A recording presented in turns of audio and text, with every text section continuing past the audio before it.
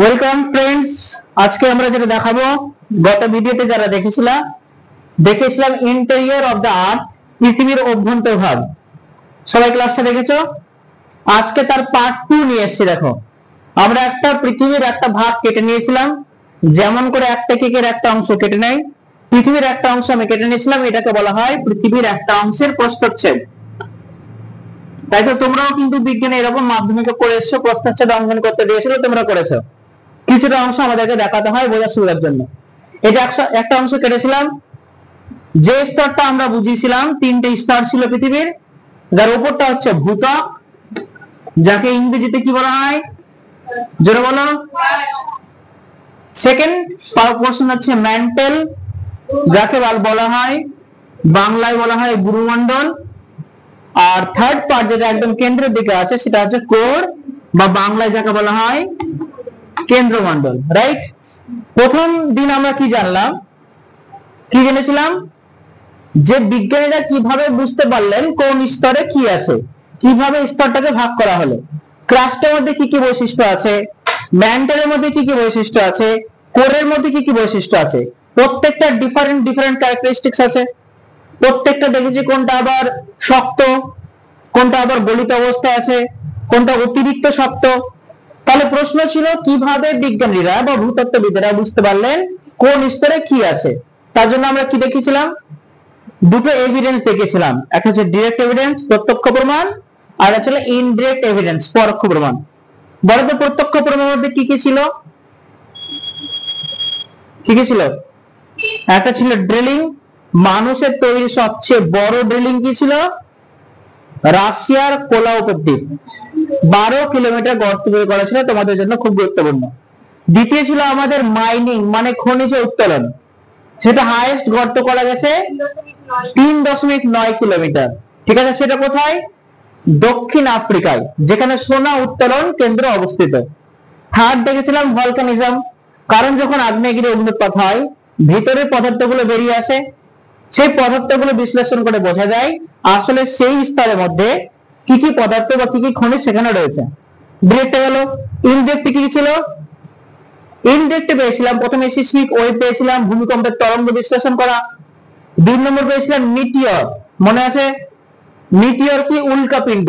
কারণ যখন পৃথিবীর সৃষ্টি হয়, ওই উল্কাপিণ্ডের মতোই তো একটা অংশ খুলে এসে পৃথিবীর মতো অন্যান্য 8টা গ্রহ তৈরি হয়েছে। তাহলে একটা উল্কাপিণ্ডকে বৈশিষ্ট্যের বিশ্লেষণ করলে পৃথিবীর বৈশিষ্ট্য বিশ্লেষণ করতে পারবো, কারণ পৃথিবী একটা ওই রকম একটা গ্রহ কণিকা থেকেই তৈরি হয়েছিল। পৃথিবীর সৃষ্টির তথ্যতে আমরা পড়িয়েছিলাম। 3 নম্বর প্রমাণ কি ছিল? আমরা দেখেছিলাম 3 নম্বরে ছিল গ্র্যাভিটেশনাল ফোর্স, মাধ্যাকর্ষণ শক্তি। এইভাবে কিছু ডিরেক্ট এভিডেন্স পেয়েছিলাম, কিছু ইনডিরেক্ট এভিডেন্স পেয়েছিলাম। আজকে আমরা দেখবো পৃথিবীর স্তর বিন্যাসের কোথায় কিভাবে কোন জিনিসটা রয়েছে, মানে আমরা প্রত্যেকটা স্তরে বৈশিষ্ট্য নিয়ে আলোচনা করব। Is it clear? চলো আমরা দেখি। ধরো একটা পৃথিবী, আমাকে দেখছে, এটা মুছে দিলাম। নোট ডাউন করার থাকলে অবশ্যই করবা, আমার কথাগুলো প্রত্যেকটা শুনবা, দেখো প্রত্যেকটা অ্যান্সার তোমরা কিন্তু পেয়ে যাবে চ্যাপ্টার থেকে। একটা অ্যান্সার, একটা প্রশ্ন কিন্তু বাইরে আর পড়বে না, মাটিতে পড়বে না, প্রত্যেকটা অ্যান্সার করতে পারবা। এটা পৃথিবী, রাইট? একদম কেন্দ্রে কোর আছে, কেন্দ্রমণ্ডল, তার উপরে হচ্ছে গুরুমণ্ডল, আর একদম উপরে যেখানে আমরা থাকছি সেটা হচ্ছে ভূত্বক। এবার বলেছিলাম এখান থেকে একটা অংশ আমরা কেটে নিয়েছিলাম, এরকম একটা অংশ কেটে নিয়ে আমরা পুরোটা এখানে দেখাচ্ছি। দেখো, এই অংশটাকে এখানে দেখাচ্ছি। ওকে, 3টে স্তর। সবচেয়ে পাতলা স্তর হচ্ছে ভূত্বক, তারপর হচ্ছে গুরুমণ্ডল, তারপর হচ্ছে কেন্দ্রমণ্ডল। এবার এই অংশটাকে এবার এখানে বড় করে দেখাচ্ছি, তাহলে বুঝতে সুবিধা হবে। একটা পৃথিবীর কিছুটা অংশ এটা, আর এখানকার সর্বপ্রথম যে স্তরটা রয়েছে ভূত্বক, সেটা আমি এখানে দেখাচ্ছি। দেখো এইভাবে। ওকে, তাহলে শুরুটা যদি আমি 0 কিলোমিটার ধরি, ভূত্বকের বিস্তার কত? গড়ে আমরা গড় যদি ধরি তাহলে 35 কিলোমিটার পর্যন্ত গড়ে, কারণ কোথাও বেশি আছে, কোথাও 10 কিলোমিটার আছে, কোথাও আবার 5 কিলোমিটার আছে, আবার কোথাও 70 কিলোমিটার পর্যন্ত আছে। তাহলে আনুমানিক 0 থেকে 70 কিলোমিটার হচ্ছে ভূত্বকের মোট গভীরতা। এটা কম বেশি হতে পারে, কিন্তু যদি গড়ের হিসাব বলে, প্রশ্নের আগে যদি গড় লেখা থাকে, তাহলে আমরা লিখবো কত? 30 থেকে 35, 30 অপশন থাকতে পারে, আবার 35 অপশন থাকতে পারে। ক্লিয়ার? আবার প্রত্যেকটা বই, একটা বই কিন্তু একরকম থাকে না, প্রত্যেকটা বই একটু ডিফারেন্ট হয়, কিন্তু কাছাকাছি হয়। সবাই কিন্তু এটা অ্যাকিউরেট বলতে পারে না। আমরা তোকে ধরে নিতে হবে এই স্তরের গভীরতা 0 থেকে 70 কিলোমিটার, এবং যদি গড় বলে তাহলে 30 থেকে 35। এবং সবচেয়ে কম কোথায় হবে গভীরতা, আর সবচেয়ে বেশি বা গভীরতা কোথায় হবে? ভূত্বকের কোথাও যদি বেশি আর কোথাও যদি কম গভীরতা সম্পন্ন হয়, তাহলে সবচেয়ে কম কোথায় হবে, সবচেয়ে বেশি কোথায় হবে? কোন আইডিয়া? এটাকে যদি আমরা এইভাবে আঁকি, কারণ আমরা জানি ভূত্বক মানে মহাদেশের ভূত্বক মানে কোথাও পাহাড় আছে, কোথাও পর্বত আছে, কোথাও মালভূমি আছে, কোথাও সমভূমি আছে। যদি এইভাবে অঙ্কনটা আঁকি, তাহলে কি দেখতে পাবো? এখানে কি থাকবে? সাগর থাকবে। ভালো করে দেখো, সাগর, সাগরের তলদেশ থেকে ভূত্বক শুরু, জলটাকে আমরা কাউন্ট করব না। তাহলে কোথাও পাহাড়, কোথাও পর্বত, যেখানে সমতল ভূভাগ আছে, সেই জায়গায় গভীরতা 10 কিলোমিটার থাকতে পারে, থাকতে পারে তো। আর যেখানে পাহাড় আছে সেখানে কিন্তু 70 কিলোমিটার অবধি কিন্তু থাকতে পারে। তোমাদের এরপরে একটা তথ্য আছে আইসোস্ট্যাসি, মানে সমস্থিতিবাদ। সমস্থিতি, সমানভাবে অবস্থান। কোন কারণে ধরো দাঁড়িপাল্লায়, দেখে দাঁড়িপাল্লায় কোনো যদি ওজন করি, এখানে 1 কেজি বাটখারা চাপালাম, যদি জিনিসটা 1 কেজি না দিই, কম দিই, তাই জিনিসটা উপরে উঠে থাকবে, যদি বেশি দিই জিনিসটা নিচে নেমে থাকবে। তাহলে বিভিন্ন কাজকর্মের জন্য আমাদের পৃথিবীর ওজন কোথাও বেশি হয়, পাহাড়ের এলাকায় ওজন কোথাও কম হয়। যখন ব্যালেন্স হারিয়ে যায় তখন হয় ভূমিকম্প, না হয় অগ্নুৎপাত করে আবার ব্যালেন্সটাকে ঠিক করে নেয়। সমস্ত যে আরেকটা মতবাদ হচ্ছে, যে জিনিস যত বেশি উঁচু, ভূপৃষ্ঠ থেকে যে জিনিস যত বেশি উঁচু, তার মূল বা শেকড় তার ঠিক তত বেশি, মানে তার 9 ভাগ বেশি কিন্তু মাটির নিচে পোতা থাকে। ভালো করে বোঝো। সমস্থিতি বলছে, সমস্থিতি মতবাদ বলছে, আমরা পড়াবো যখন আসবো চ্যাপ্টারে, যখন কোন জিনিস যতটা উঁচু ভূপৃষ্ঠ থেকে, যদি টোটালটাকে আমি 10 ভাগ ধরি, তাহলে 1 ভাগ যদি ভূপৃষ্ঠের উপরে থাকে, তার 9 ভাগ কিন্তু ভূপৃষ্ঠের নিচে পোতা থাকে। ইয়েস, কোশ্চেন করেছে মাউন্ট এভারেস্ট। যদি মাউন্ট এভারেস্ট কত মিটার? 8848 মিটার হয়, প্রায় তোমার 9 কিলোমিটার কাছাকাছি। তাহলে ভেবে দেখো 81 কিলোমিটার কিন্তু ভূপৃষ্ঠের ভূগর্ভের নিচে পোতা থাকবে।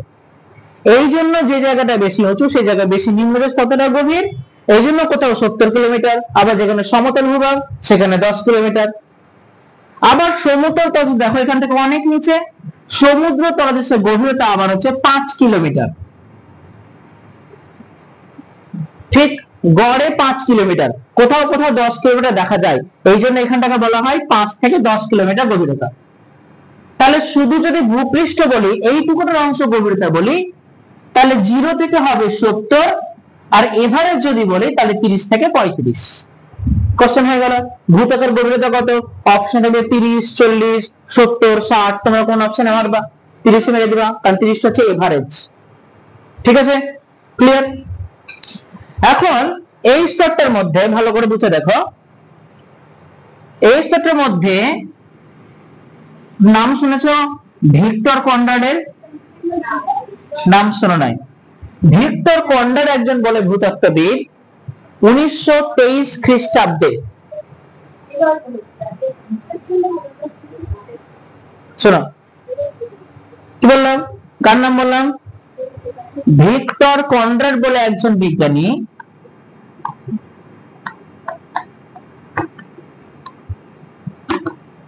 1923 খ্রিস্টাব্দে ভূমিকম্প তরঙ্গ বিশ্লেষণ করলেন।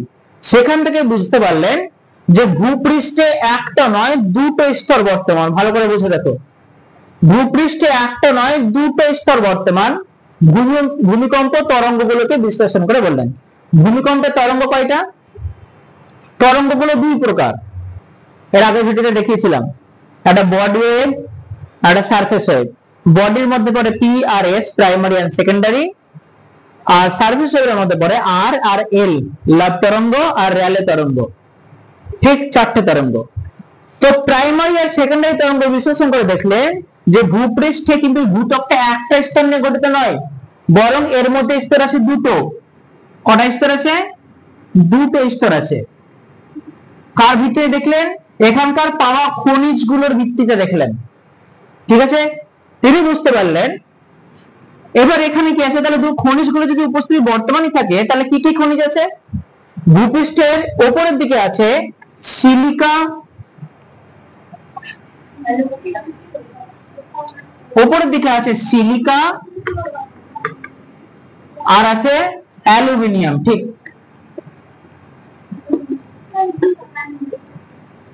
সিলিকা এবং অ্যালুমিনিয়াম, যাকে সংক্ষেপে সিলিকার এসআইটাকে নেওয়া হয়, অ্যালুমিনিয়ামের এলটাকে নেওয়া হয়, উপরের স্তরটাকে বলা হয় শিয়াল স্তর। এই স্তরটা হচ্ছে শিয়াল স্তর। আমাদের সেই ভুক্কা হওয়া পরে সেই শিয়াল কিন্তু না, এই শিয়াল আলাদা শিয়াল, বুঝলে তোমরা? এটা হচ্ছে শিয়াল স্তর, কারণ এখানে সিলিকা আর অ্যালুমিনিয়ামের পরিমাণ কিন্তু বেশি আছে। আর নিচের স্তরতে কি আছে? সিলিকা তো আছেই, সঙ্গে আর কি আছে? ম্যাগনেসিয়াম আছে। এই জন্য এই স্তরকে বলা হয় সীমা। মা হচ্ছে ম্যাগনেসিয়াম। জি, ভিক্টর কন্ডার 1923 সালে তার এই যুক্তিটি দেন যে ভূপৃষ্ঠ মানে ভূত্বকে একটা নয় দুটো স্তর বর্তমান। কাকে বিশ্লেষণ করে বলতে পারলেন?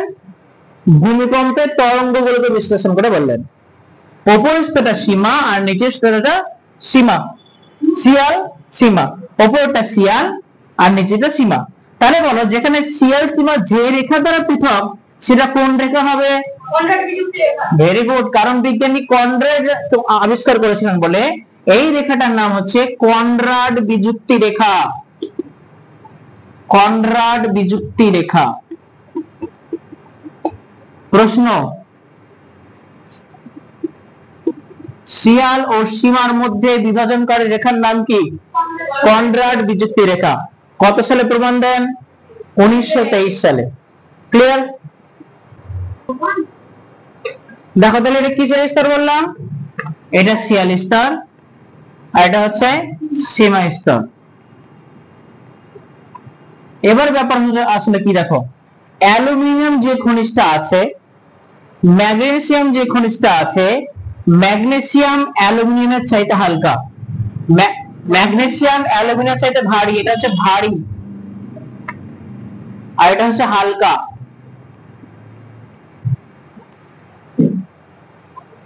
তাহলে বুঝতে হচ্ছে এটা নিচে কেন আছে, এটা উপরে কেন আছে? কারণ ভারী জিনিসটা হালকা ওজনে, হালকা জিনিসের ওজনটা নিতে পারছে। আর কোন জিনিস যত ভারী হবে, তোমরা বিজ্ঞানে পড়েছো, যে জিনিস যতটা ভারী হবে তার মাধ্যাকর্ষণ শক্তি তাকে বেশি আকৃষ্ট করবে, সেটা বেশি তাড়াতাড়ি পড়বে। এটার ঘনত্ব বেশি, এটার ঘনত্ব কম। ঘনত্ব জিনিসটা কি দেখো, ঘনত্ব জিনিসটা 3D আকারে চিহ্নিত করা হয়। ধরো যে লুডোর ছক্কা, লুডোর ছক্কাতে দৈর্ঘ্য থাকে, প্রস্থ থাকে আর উচ্চতা থাকে, তার মানে আয়তন থাকে একটা। এবার একটা জায়গার আমি নিলাম, এটা আমার পৃথিবী, ধরো এরকম একটা জায়গা নিলাম, ঘনক মানে এর উচ্চতা থাকতে হবে, প্রস্থ থাকতে হবে, দৈর্ঘ্য থাকতে হবে। এইটুকু ওজনের মধ্যে মানে 1 সেমি ঘনক, 1 সেমি, এক এক করে যদি এইটুকু লুডোর ছক্কাটাকে ধরে, তাহলে সব দিকে 1 সেমি করে আছে। তার যে ওজন হবে মানে 1 বর্গ সেমি আয়তনে তার যে ওজন, সেটা হচ্ছে ঘনত্ব। ঠিক আছে? তাহলে শিয়াল এলাকার ঘনত্ব কত? শিয়াল এলাকার ঘনত্ব হচ্ছে, আমি যদি শুরু থেকে বলি যে ভূত্বকের ঘনত্ব কত, তাহলে ভূত্বকের ঘনত্ব কোথাও 2.2 আছে, কোথাও 2.9 পর্যন্ত আছে গ্রাম পার ঘন সেমি। মানে 1 ঘন সেমিতে 2.2 থেকে 2.9 গ্রাম পর্যন্ত ওজন। বোঝা গেল? তাহলে অ্যালুমিনিয়াম যেহেতু হালকা, এর ঘনত্ব বলা হচ্ছে 2.7 গ্রাম পার সেমি কিউব। এটা এভারেজ। শিয়াল এলাকার ঘনত্ব হচ্ছে 2.7 গ্রাম পার সেমি কিউব। বাংলা বললে কি বলবা? 2.7 গ্রাম পার ঘন সেমি। তাহলে সীমা যেহেতু ভারী, তাহলে ঘনত্ব বেশি হবে। এর ঘনত্ব হচ্ছে 2.9 গ্রাম পার ঘন সেমি, সেমি কিউব। এটাও জানার বিষয়।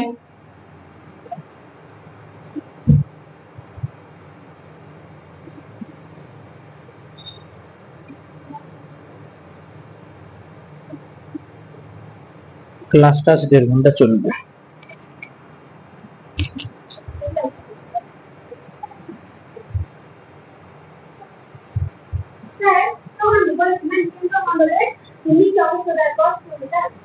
কেন্দ্র মানে তো ভূত্বকের কোথাও 10 কোথাও 70, 10 থেকে 70 টোটাল, কিন্তু এভাবে যদি বলা হয় 30 থেকে 35, সমুদ্র ভাগে 5 থেকে 10 গেল। এর থেকে এই ভূত্বকের মধ্যে আর কিছু তেমন জানার কিছু নাই, ক্লিয়ার।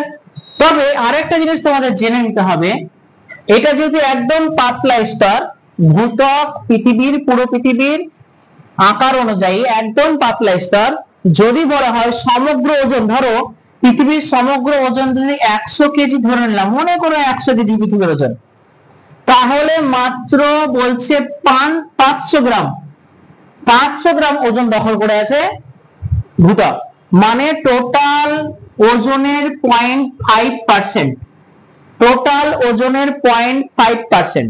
যদি পৃথিবীর ওজন 100 কেজি হয়, তাহলে টোটাল ভূত্বকের ওজন হবে 500 গ্রাম, 1 কেজিরও অর্ধেক, ঠিক আছে।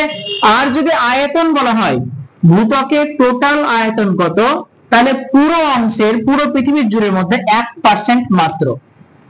পুরো পৃথিবীর আয়তন যদি 100 দেওয়া হয়, তাহলে ভূত্বকের আয়তন 1% বা তারও কম। বোঝা গেল? ভূত্বকের আয়তন পুরো পৃথিবীর তুলনায় 1% এবং ওজন হচ্ছে 0.5%। ক্লিয়ার? বোঝা গেল? এবং আমরা যে দেখালাম, এটা যদি ভূত্বক হয়, উপরের দিকে শিয়ার মানে মহাদেশীয় ভূত্বক বলে, এটাকে ভালো করে বুঝে নাও।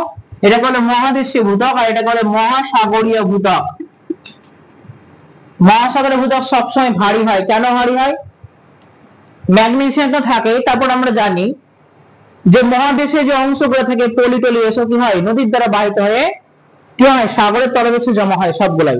ওই জন্য ভূত্বক, মহাসাগরের ভূত্বক ভারী হয় বলে সেটা মহাদেশীয় ভূত্বকের নিচে থাকে।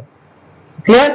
মহাদেশীয় ভূত্বক, টোটাল ভূত্বকের, ভালো করে শুনে নাও, আমি বললাম টোটাল পৃথিবীর ওজনের সাপেক্ষে ভূত্বক হচ্ছে 0.5%, আয়তন হচ্ছে 1%। এই শুধুমাত্র ভূত্বকের মধ্যে মহাদেশীয় ভূত্বক 40% জায়গা জুড়ে আছে, আর মহাসাগরের ভূত্বক 60% জায়গা জুড়ে আছে। ক্লিয়ার? শুধুমাত্র ভূত্বক যদি কল্পনা করি, মহাদেশীয় ভূত্বক আছে 40%, মহাসাগরের ভূত্বক আছে 60%। কারণ প্যানজিয়ার তুলনায় প্যান্থালাসা অনেক বড়, রাইট? চলো, ভূত্বকের স্তর শেষ। এবার আমরা নেক্সট স্তরে চলে আসবো। এটা মুছে দিলাম।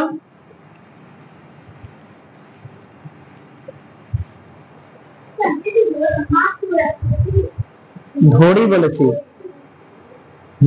আচ্ছা, নেক্সট দেখো, ভূত্বক চলে গেল। এবার এটা কি? আমাদের গুরুমণ্ডল। ভূত্বকের পরের স্তর হচ্ছে আমাদের গুরুমণ্ডল। এটা ভূত্বক, এটা হচ্ছে আমাদের কি মণ্ডল? গুরুমণ্ডল বা ম্যান্টেল। এটাকে আমি এখানে দেখাচ্ছি।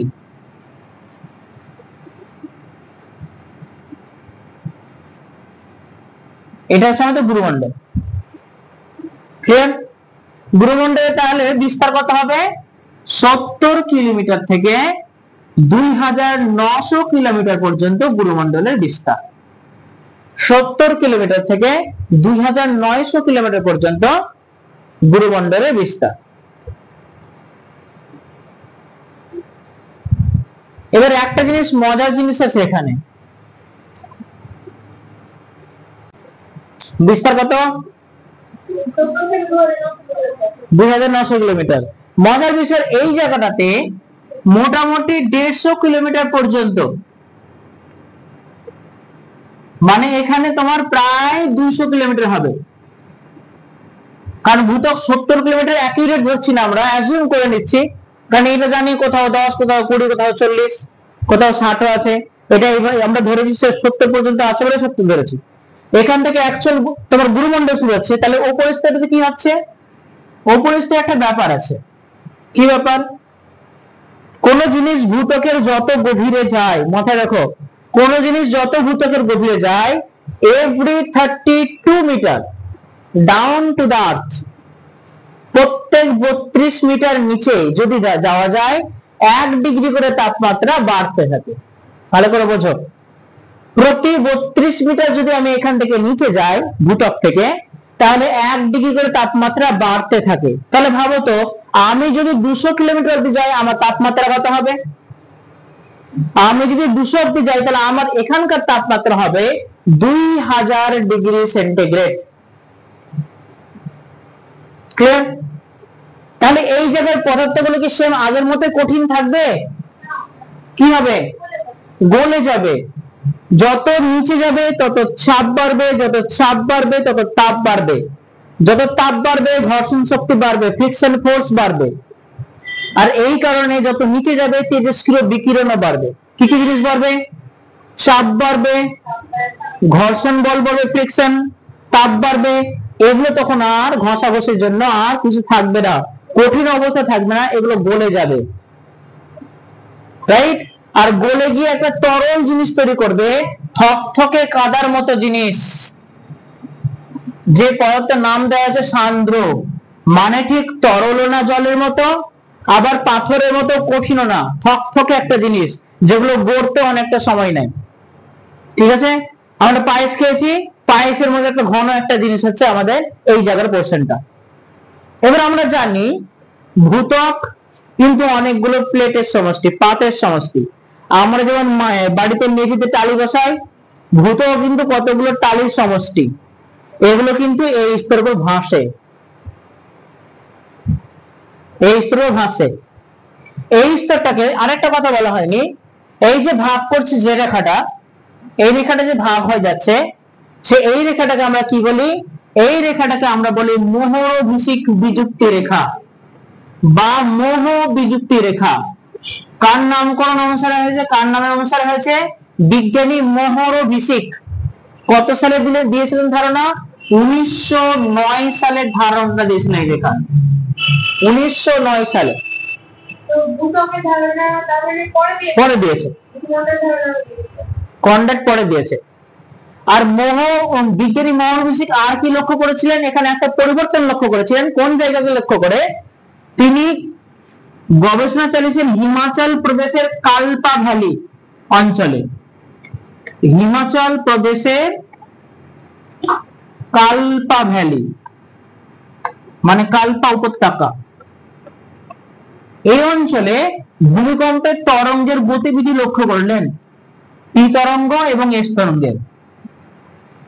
তখন তিনি বললেন এমন একটা স্তর আছে এখানে যে কারণে ভূত্বক থেকে আমরা গুরুমণ্ডলকে আলাদা করতে পারছি।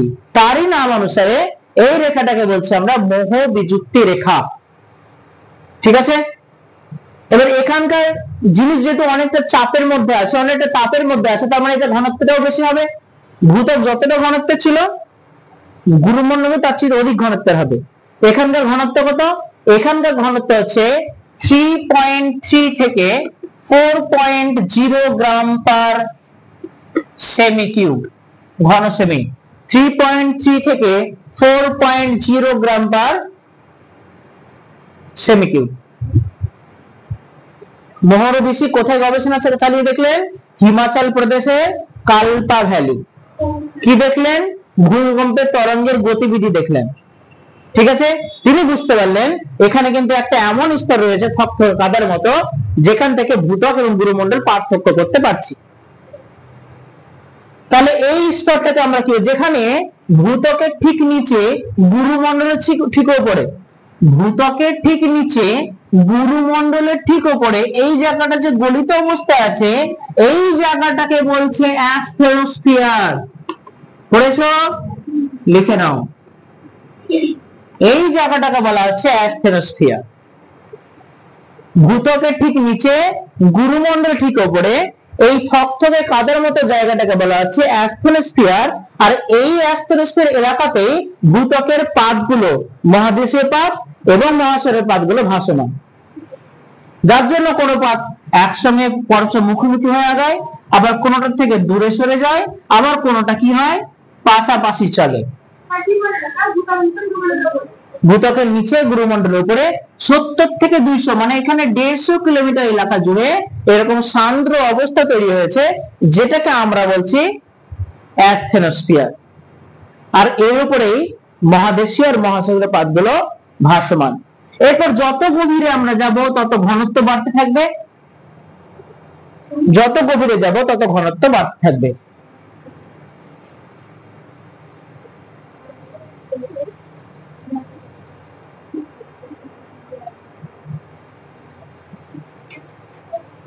অনেক ঘিজিবিজি হয়ে গেছে, একটু মুছি। ঘনত্ব, এই স্তরটার ঘনত্ব, অ্যাস্থেনোস্ফিয়ারের ঘনত্ব 3.3 থেকে 4.0।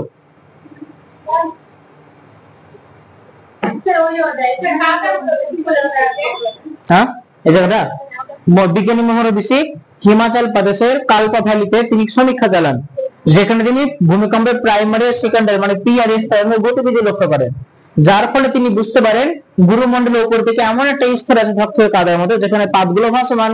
এই জন্য তার নাম অনুসারে এই রেখাটাকে বলা হচ্ছে মহরবিশি বিযুক্ত রেখা। লাভা ডাইভে, লাভা স্রোত, পরিচলন স্রোত বলে এটাকে, কনভেকশন কারেন্ট বলে, কনভেকশন কারেন্ট।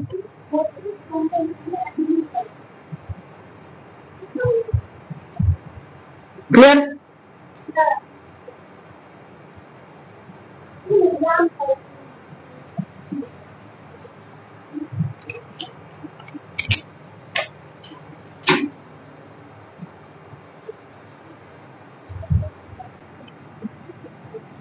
তাহলে এই জায়গাটার নাম কি দিলাম? অ্যাস্থেনোস্ফিয়ার, তাই তো?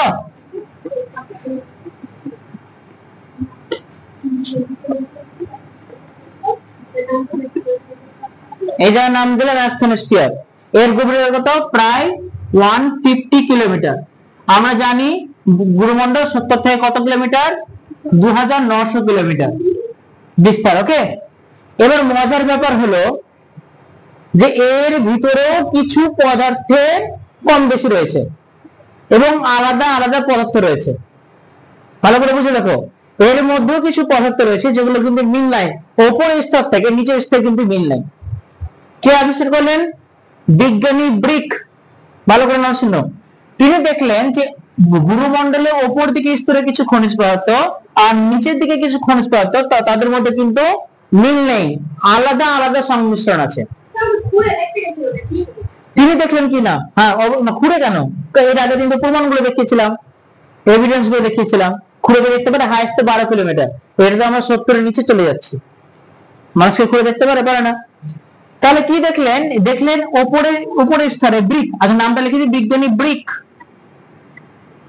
ব্রিক দেখিয়েছিলেন, এক্সাক্ট কোন বিজ্ঞানের নাম কিন্তু পাওয়া যায় না, এখানে একটা রেখা আছে, আমরা পরে বলছি। বিজ্ঞানী ব্রিক দেখলেন উপরে গুরুমণ্ডলের উপর দিকে কি কি ভেসে বেড়াচ্ছে। উপর দিকে আছে ক্রোমিয়াম, ভালো করে দেখো, উপর দিকে আছে ক্রোমিয়াম, সংক্ষেপে আমরা সিআর লিখি। তারপর আছে লোহা, তারপর আছে সিলিকা, তারপর আছে ম্যাগনেসিয়াম। উপর দিকে কি দেখলেন? ক্রোমিয়াম, লোহা, সিলিকা, ম্যাগনেসিয়াম। এটা দেখো, ক্রোমিয়ামের সিআর বলছি, সিলিকার এসআই বলছি, ম্যাগনেসিয়ামের এম এ বলছি, মানে প্রথম দুটো অক্ষর নিচ্ছি, এমজি নয়, যেহেতু সংকেত, এটা সংকেত নয়। কিন্তু লোহার কেন এফি লেখা আছে? আয়রনের যে আই কেন লেখা নেই? এটা হচ্ছে ল্যাটিন নাম, ফেরাম থেকে এসছে। হ্যাঁ, লোহার আরেকটা নাম হচ্ছে ফেরাম, এই জন্য এফি বলা হয়, ঠিক আছে? আর আই দিয়ে কোনো আয়োডিন ফাইডিনকে বোঝায় বলে, সংকেতগুলো মিলে যাবে বলে এটাকে ফেরাম থেকে নাম নেওয়া হয়েছে এফি। উপরের স্তরে কি রয়েছে? Chromium, ফেরাম, silica, magnesium. এই জন্য এই স্তরটাকে বলা হচ্ছে ক্রোফেসিমা। বাংলায় কি বলা আছে? ক্রোফেসিমা, ক্রোফেসিমা। এই স্তরে কিসের আধিক্য আছে? এই স্তরে আছে নিকেল, লোহা, সিলিকা, ম্যাগনেসিয়াম। এই জন্য এই স্তরটাকে বলা হয় নিকেসিমা। এবং নিকেল হচ্ছে সবচেয়ে ভারী জিনিস লোহার চাইতেও, ঠিক আছে? তাহলে ক্রোফেসিমা আর নিকেসিমাকে ভাগ করলে একটা রেখা, এই রেখার নাম নির্দিষ্ট কোনো ব্যক্তির নাম অনুসারে পাওয়া যায়নি, কোন বিজ্ঞানী আবিষ্কার করে সেটাও পাওয়া যায়নি, শুধু প্রমাণ দিয়েছিল কি ব্রিক। তাহলে এই রেখাটার নাম কি? এই রেখাটার নাম হচ্ছে, কারো মনে আছে? এই রেখাটার নাম হচ্ছে রেপিক্তি বিযুক্তি রেখা, রেপিক্তি বিযুক্তি রেখা। তাহলে এটাকে বলে বহিঃগুরুমণ্ডল, আর এটাকে বলে অন্তঃগুরুমণ্ডল।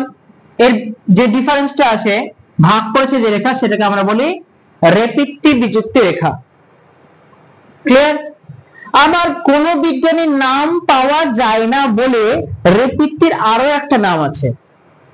এই বিচ্যুতি রেখা আরেকটা নাম হচ্ছে 660, 660 কিলোমিটার বিযুক্তি রেখা। এই রেখার আরেকটা নাম হচ্ছে 660 কিলোমিটার বিযুক্তি রেখা, 660। এটার বিস্তার কত? 70 থেকে, এখানে 200 দেখিয়েছিলাম, 200 থেকে কত? এই বিস্তার আছে 200 থেকে 700, 200 থেকে 700 কিলোমিটার। তাহলে গুরুমণ্ডলের দুটো পার্ট, উপরের পার্টটা কি? ক্রোফেসিমা, নিচের পার্টটা কি? নিফেসিমা। উপরের পার্টটাকে বলছি বহির্ভ্রমণ্ডল, নিচের পার্টটাকে বলছি অন্তর্ভ্রমণ্ডল। বহির্ভ্রমণ্ডলের বিস্তার কত? 200 থেকে 700 km, আর অন্তর্ভ্রমণ্ডলের বিস্তার হচ্ছে 700 থেকে 2900 কিলোমিটার। কোন রেখা বিযুক্তি ভাগ করেছে? রেপিত্তি বিযুক্তি রেখা, আর এর নাম হচ্ছে 660 কিলোমিটার বিযুক্তি রেখা, 660। আর কোন সমস্যা? আর কোন সমস্যার কথা নয়। আর একটা জিনিস জানতে হবে,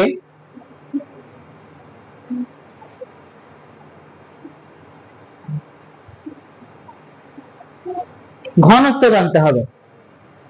কি জানতে হবে? ঘনত্ব। ক্রোফেসিমার ঘনত্ব হচ্ছে 3.3 থেকে, মানে মোটামুটি 3.3 ধরবো না, 4.0 থেকে 5.5 গ্রাম। ওকে। আর নিফেসিমার ঘনত্ব হচ্ছে 4.3 থেকে 5.55 গ্রাম। এটা জিনিসটা, ঘনত্ব জিনিসটা বুঝতে পেরেছো তো? 1 বর্গ সেমি এলাকা জুড়ে, 1 বর্গ সেমি এলাকায় ওই পদার্থে যতটুকু ওজন সেটা হচ্ছে তার ঘনত্ব। সেখানে 1 বর্গ সেমি এখানে যে জায়গা নিয়ে আমি, তাহলে ওজন হবে 4.0 থেকে 5.5 গ্রাম। আর নিচে মানে নিফেসিমার ঘনত্ব হবে 4.3 থেকে 5.55 গ্রাম। ক্লিয়ার? আমি যত দিকে নিচের দিকে যাব, যত নিচের দিকে যাব, পদার্থের ঘনত্ব আরো বাড়তে থাকবে, এই জন্য আরো গভীরে যাচ্ছি, রাইট? তাহলে প্রশ্ন বলো তো, প্রতি 32 মিটার গভীরতায় কত ডিগ্রি তাপমাত্রা বাড়ে? 1 ডিগ্রি তাপমাত্রা বাড়ে। তাহলে বহির্ভ্রমণ্ডলের তাপমাত্রা কত দেখালাম? স্তরের তাপমাত্রা কত? 2000। এই স্তরের তাপমাত্রা 2000 ডিগ্রি সেন্টিগ্রেড। যখন গুরুমণ্ডল একেবারে নিচের দিকে আসবো, তখন তাপমাত্রা চলে আসবে 4000 থেকে 5000 ডিগ্রি সেন্টিগ্রেড, 4000 থেকে 5000 ডিগ্রি সেন্টিগ্রেড। এখানে কোন জিনিস শক্ত অবস্থায়, কঠিন অবস্থায় থাকতে পারে না।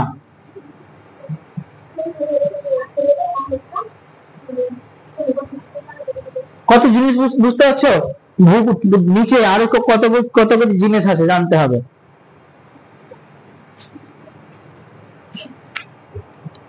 চলছে? আমি দেখতে পাচ্ছি না, আয়না নিতে হবে, এখানে আয়না লাগাতে। মলে বিরক্ত লাগছে? খুব ইন্টারেস্টিং জিনিস, বুঝে নাও, বিজ্ঞান পড়ছি আমরা, সবই তো বিজ্ঞান, সায়েন্স, ঘনত্ব মনত্ব কিছু আছে। ওকে। আচ্ছা, একটু আগে দেখেছিলাম হয়তো ভূত্বকের, পুরো পৃথিবীর আয়তন অনুসারে ভূত্বকের আয়তন কত ছিল, কত পার্সেন্ট জুড়ে ছিল? ভূত্বকের পার্সেন্টেজ আয়তনের বিষয়টা কত ছিল? 1%। ওটা ওজন। আয়তন কত ছিল? 1%। তাহলে গুরুমণ্ডলের পার্সেন্টেজ কত হবে? 67%। গুরুমণ্ডলের আয়তন হচ্ছে 67%। পুরো পৃথিবীর 67% জায়গা জুড়ে আছে গুরুমণ্ডল, সবচেয়ে বেশি জায়গা জুড়ে আছে আমাদের এই গুরুমণ্ডল। এবার আমরা একেবারে নিচের স্তরে চলে আসব। যখন ভূমিকম্প ভূমিপাত পড়বা, তখন আরো মজার মজার জিনিস পড়বো। এবার আমরা নিচের স্তরে চলে আসবো, যার নাম ইংরেজিতে বলা হচ্ছে কোর, আর বাংলায় কি বলা হচ্ছে? কেন্দ্রমণ্ডল। একেবারে বিন্দুতে বলতো সবচেয়ে নিচে গভীরতা পর্যন্ত কত? এই জায়গার গভীরতা কত হাইয়েস্ট দেখাবো। একদম নিচের দিকে চলে আসছি, এটা হচ্ছে আমাদের কি? কেন্দ্রমণ্ডল। এইটুকু অংশটা কিন্তু আমি এখানে দেখাচ্ছি, ক্লিয়ার? এটার একদম উপরে কত বিস্তার? 2900 কিলোমিটার থেকে একেবারে 6378 কিলোমিটার। কোন কোন বইতে আছে 6371 কিলোমিটার। ওকে। এখানে আবার কেন্দ্রমণ্ডলকে দুটো ভাগে ভাগ করা হয়। কত ভাগে? দুটো ভাগে ভাগ করা যায়। কিসের বিচারে? ঘনত্বের বিচারে, পদার্থের বিচারে। এই রেখাটা কি রেখা?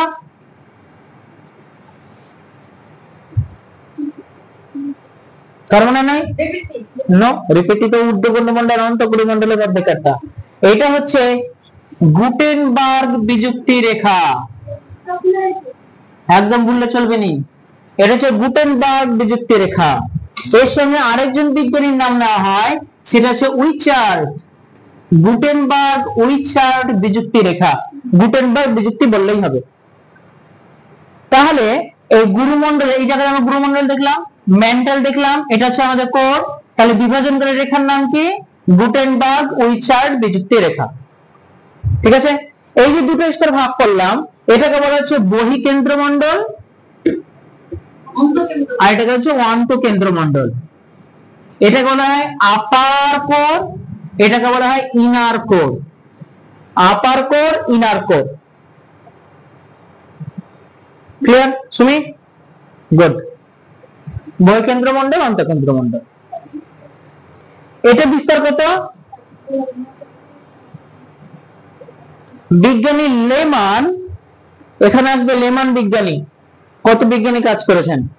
দেখলেন যে একেবারে আমরা যদি নিচের দিকে আসি, প্রায় 3475 কিলোমিটার পর্যন্ত আমাদের বহিঃকেন্দ্রমণ্ডলে বিস্তার। 2900 থেকে 3475 কিলোমিটার পর্যন্ত বহিঃকেন্দ্রমণ্ডলে বিস্তার। শোনা বুঝতে পারছো? বোরিং লাগছে না তো? একদম এখানে ফোকাস দিবা। এবার মজার বিষয় আর একটা আছে এর মধ্যে। আমরা জানি যত নিচের দিকে যাব, তাপমাত্রা তত বাড়বে, ঘর্ষণ তত বাড়বে, তেজস্ক্রিয় বিকিরণ তত বাড়বে, ফলে জিনিসগুলো আর কঠিন অবস্থায় থাকবে না, গলে গলে গলে গলে যাবে। কিন্তু মজার ব্যাপার জানো, এতটা গলিত আসার পরও অন্তঃকেন্দ্রমণ্ডল গলিত অবস্থায় নেই, এটা শক্ত। পৃথিবীর কেন্দ্র একেবারে শক্ত, সলিড। এটা গলিত অবস্থায় আছে, কিন্তু এটা শক্ত। কারণ ভেবে দেখো, এই জায়গাতে এতটা প্রেসার পড়েছে, ভূত্বকের প্রেসার, গুরুমণ্ডলের প্রেসার, সবগুলো মানে প্রায় 70 থেকে 80% আয়তনের প্রেসার এখানে পড়ে আছে। এত বেশি চাপের কারণে, এত বেশি চাপের কারণে এগুলো গলিত অবস্থা নেই, কুঁচকে গেছে এবং শক্ত হয়ে গেছে। অতিরিক্ত চাপ, একটা কারণ হচ্ছে অতিরিক্ত চাপ, বুঝলা? এই জন্য গলিত অবস্থায় নেই, এটা শক্ত অবস্থায় আছে। এর উপর থেকে গলিত শুরু হচ্ছে, আবার ভূত্বক যখন আসবো উপর দিয়ে গেলে ওটা আবার শক্ত হয়ে যাবে। ঠিক আছে? তাহলে এই যে বহিঃকেন্দ্রমণ্ডল থেকে অন্তঃকেন্দ্রমণ্ডল আলাদা হলো এই রেখার দ্বারা। এই রেখাটার নাম কি? এই রেখাটার নাম হচ্ছে লেম্যান বিযুক্তি রেখা। লেহমান বিযুক্তি রেখা। কোথাও কোথাও লেমানও আছে, তো লেমানটা বলাই বেটার। খুব ভালো বলেছো ডাক্তার। লেহমান বিযুক্ত রেখা, এটা আরেকটা নাম আছে, সেটা হচ্ছে বুলেন বিযুক্তি রেখা। বিযুক্তি রেখার নামগুলো ভালো করে মাথায় রাখবা। এই রেখাটা বহিঃকেন্দ্রমণ্ডল থেকে অন্তঃকেন্দ্রমণ্ডলকে আলাদা করেছে লেহমান বা বুলেন বিযুক্তি রেখা। একবার বিযুক্তি রেখা হলে মনে করে নি, ভূত্বক থেকে গুরুমণ্ডল কোন রেখা আলাদা করেছে? মোহরভিষিক। সিয়াল সীমাকে আলাদা করেছে কে? কনরাড বিযুক্তি রেখা। গুরুমণ্ডল থেকে কেন্দ্রমণ্ডলকে আলাদা করেছে কে? গুরুমণ্ডল থেকে কেন্দ্রমণ্ডল, উপরটা গুরুমণ্ডল, গুটেনবার্গ। কিন্তু কেন্দ্রমণ্ডলে ঊর্ধ্বকেন্দ্রমণ্ডল আর অন্তঃকেন্দ্রমণ্ডলকে কে ভাগ করেছে? রেপিট্টি বিযুক্তি রেখা। আমি প্রথম থেকে আসছি, দেখো আরেকবার ক্লিয়ার করে দিই। ভূত্বক, গুরুমণ্ডল, কেন্দ্রমণ্ডল। ভূত্বক, ঊর্ধ্বভূত্বক, নিম্নভূত্বক, মানে সিয়াল সীমা কি হবে? কনরাড। ভূত্বক থেকে গুরুমণ্ডল, ভূত্বক থেকে গুরুমণ্ডল কি হবে? মোহরভিষিক। গুরুমণ্ডল এলাম, গুরুমণ্ডল আন্তঃগুরুমণ্ডল কি হবে? বহিঃগুরুমণ্ডল আন্তঃগুরুমণ্ডল, রেপিট্টি। এবার গুরুমণ্ডল থেকে কেন্দ্রমণ্ডল, গুটেনবার্গ। এবার কেন্দ্রমণ্ডলের মধ্যে বহিঃকেন্দ্রমণ্ডল, অন্তঃকেন্দ্রমণ্ডল, লেহমান ও বুলেন বিযুক্তি রেখা। ঠিক আছে? আচ্ছা, ওই রেপিট্টির বিযুক্তি রেখা আরেকটা নাম কি? 660 কিলোমিটার বিযুক্তি রেখা, 660। ক্লিয়ার? এবার দেখা গেল এই জায়গাতে কার আধিক্যতা বেশি, এই জায়গাতে নিকেল এবং লোহার আধিক্যতা বেশি, এই জন্য এই জায়গাটা আরো বেশি করে শক্ত। কার আধিক্য বেশি এখানে, নিকেল আর লোহার। নিপে এই স্তরটাকে বলা হয় কেন্দ্রমণ্ডলকে আবার নিপেও বলা হয়। ক্লিয়ার? আরেকটা মজার বিষয় এখানে তোমাদের দেখাবো, আরেকটা মজার বিষয় আছে। এই মজার বিষয় দেখতে একটু সুমনা ঘুমিয়ে চলে এলো, স্যার এত বেশি মজার বিষয় দেখবো না। সুমনা ভাবছে পাস করলেই তো হলো, আর কি এত রেখে জানার কাজ আছে নাকি। মুছি এটা সাইড গুলো মুছে দিলাম। হ্যাঁ,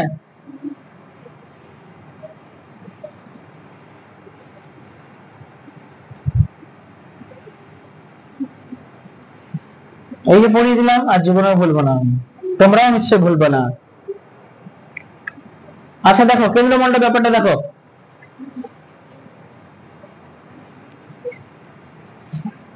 পৃথিবীকে বড় করে আঁকছি। হ্যাঁ,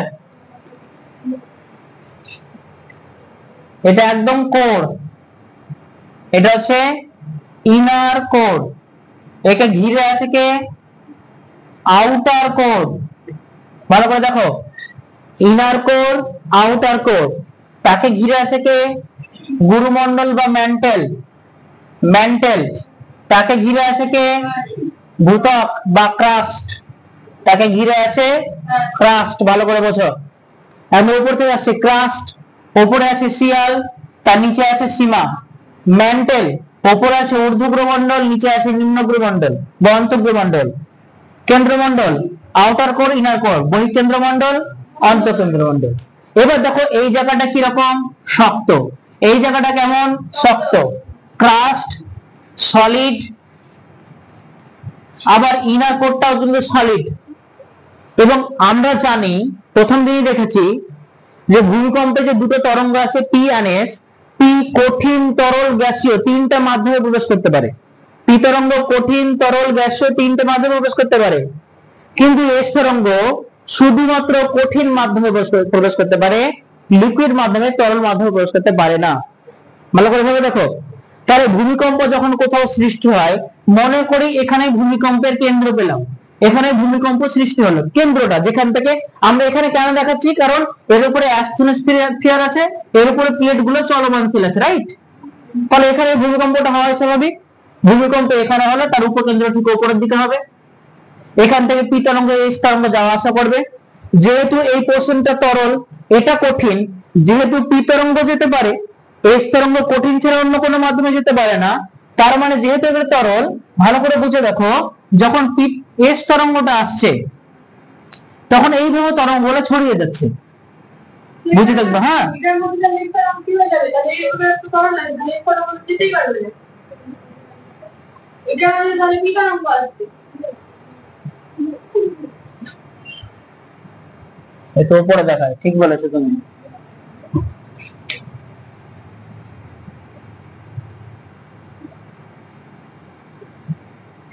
এখানে ভূমিকম্পের কেন্দ্র কোথায় সৃষ্টি হলো, ঠিক আছে।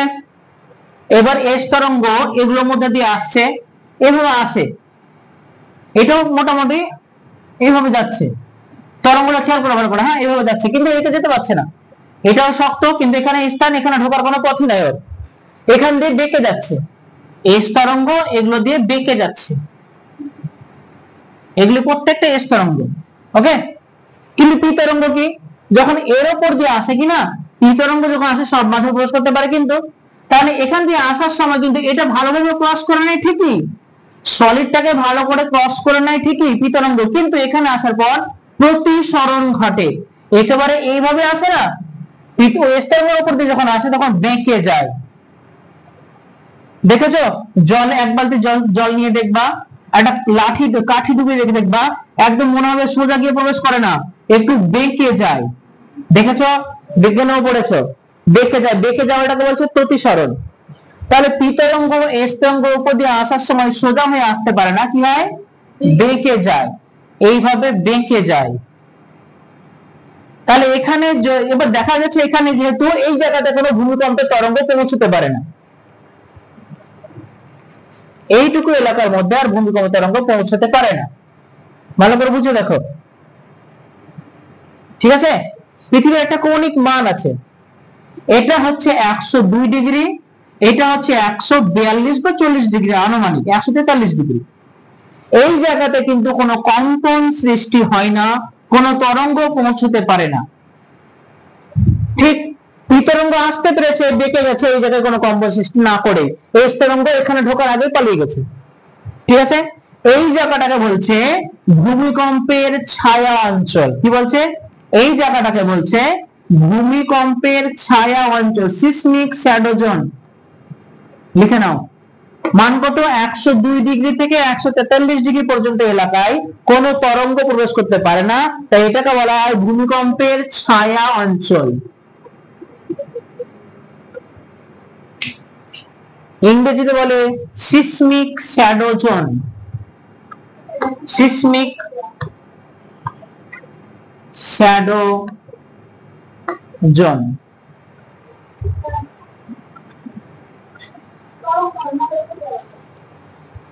আচ্ছা আমি বুঝিয়ে দেবো, আমি বুঝিয়ে দিচ্ছি, এটা লিখে নাও।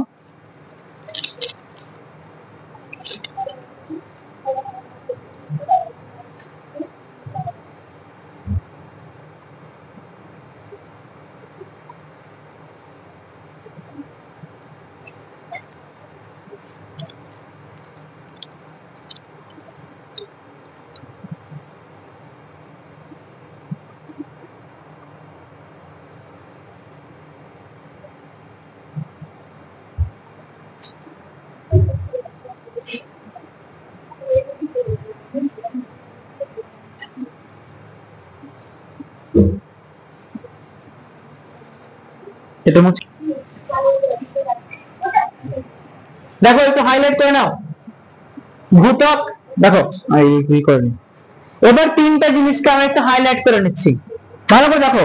এই তুলনাটা একটু দেখে নাও, তাহলে আর ভোলার কোনো চান্সই থাকবে না। একদম বাঁ দিকে লিখলাম ভূত্বক, ভালো করে বোঝাই জায়গাটা। তারপরে আমাদের আসছে গুরুমণ্ডল, গুরু বলে কথা, এর আয়তন তো বেশি হবে। তারপর এটা হচ্ছে আমাদের কেন্দ্রমণ্ডল। এত বাজে লেখা বোর্ডে হচ্ছে, কি আর বলবো। দেখো ভূত্বক ভালো করে বোঝো। বিস্তার কত? 0 থেকে 70 কিলোমিটার। এর বিস্তার কত? 70 থেকে গুড 2900। কেন্দ্রমণ্ডল 2900 থেকে 6371। ক্লিয়ার? 378। হ্যাঁ 71 বা 78। তাহলে বিস্তার দেখতে পেলাম ভূত্বক 0 থেকে 70, গুরুমণ্ডল 70 থেকে 2900, কেন্দ্রমণ্ডল 2900 থেকে 6371 কিলোমিটার। এখানে কোন খনিজের প্রাধান্য বেশি? এখানে এই স্তরটাকে বলা হয় সিলিকার পরিমাণ বেশি। এখানে কার পরিমাণ বেশি পাবো? এটা সিলিকা আর কি পাবো? সিলিকা আর অ্যালুমিনিয়াম পাবো। এখানে কি পাবো? সিলিকা আর ম্যাগনেসিয়াম পাবো।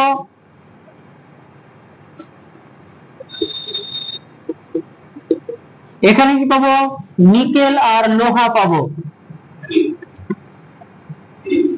নিকেল আর লোহা পাবো। ক্লিয়ার? চলে আসছে ঘনত্ব। ভূত্বকের ঘনত্ব 2.2 থেকে 2.9। এটা ঘনত্ব 3.3 থেকে না 5.55। এখানকার ঘনত্ব 5.55 থেকে একেবারে 13.6। এখানে হঠাৎ করে ঘনত্ব বেড়ে যায়, এটা বলিনি। হ্যাঁ এখন দেখে নাও,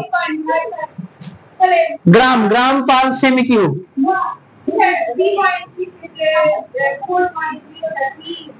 ওজন কোন একটা ঘন সেমিতে ওজন, তাহলে এখানে ঘনত্ব 2.2 থেকে 2.9।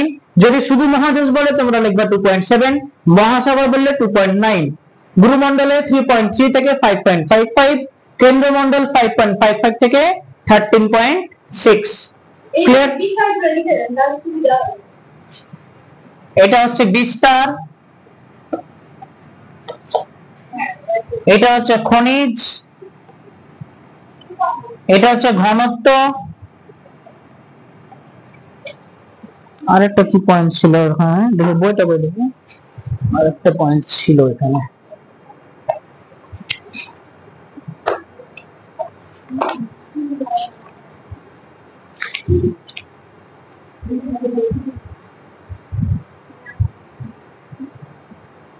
না, এটা কি যথেষ্ট?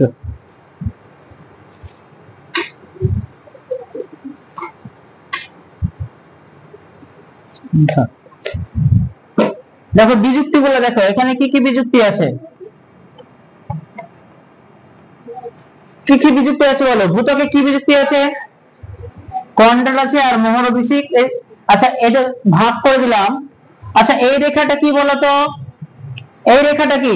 ভূত্বক থেকে গুরুমণ্ডল আলাদা করেছে কোন রেখা? মোহর অভিষেক রেখা, মানে মোহ বিযুক্তি রেখা। ভূত্বক গুরুমণ্ডলকে কেন্দ্রমণ্ডল থেকে আলাদা করেছে কোন রেখা? গুটেনবার্গ বিযুক্তি রেখা।